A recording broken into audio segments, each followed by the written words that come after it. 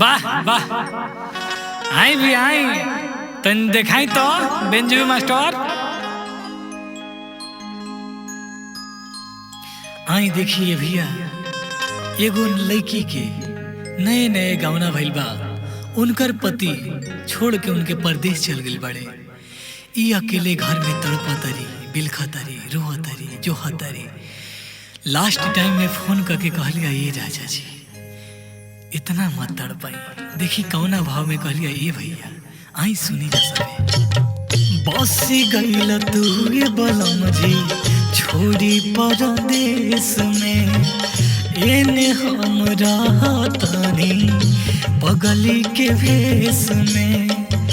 तरही घरवा में मारी मन अकेला, तू तो करत होई बकनो दिन संगे खेला, तू तो करत होई बराजा जी।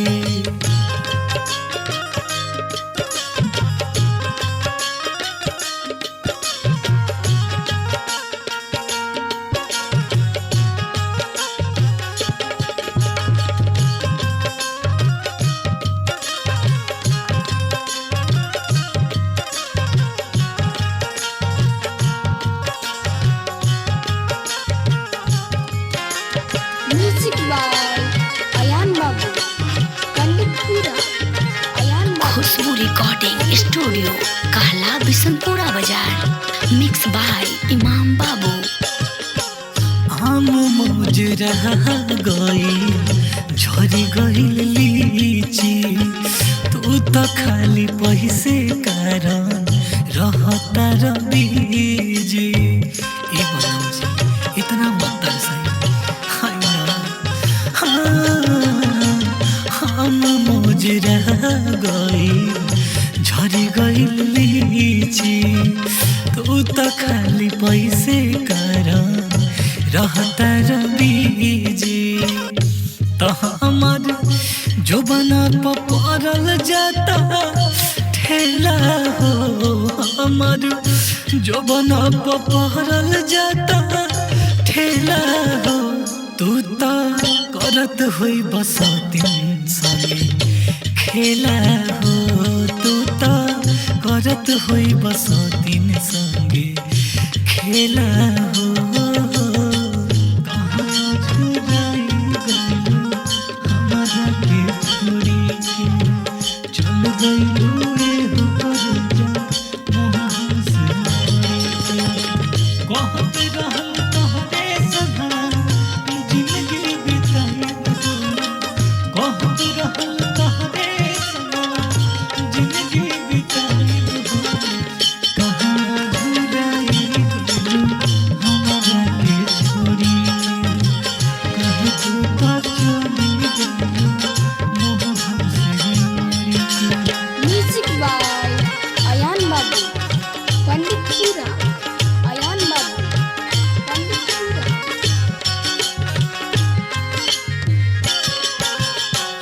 मासूमनी से बाबू ईमान हो, हके देखो मसिन कोली भाईल बजाम हो।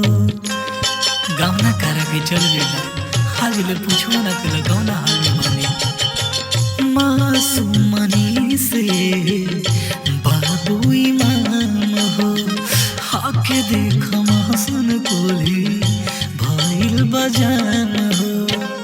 कि अभिनस तारे जाने कोइल चाहे लेखेला, पीयूष गोविंद सोनो कोइल चाहे खेला, तू ता करत हुई बकौनो सौतीन संगे खेला, तू ता करत हुई बसौतीन संगे कौनो खेला, तू ता करत हुई बसौतीन संगे कौनो खेला, तू तो करत हुई बसनो संगे।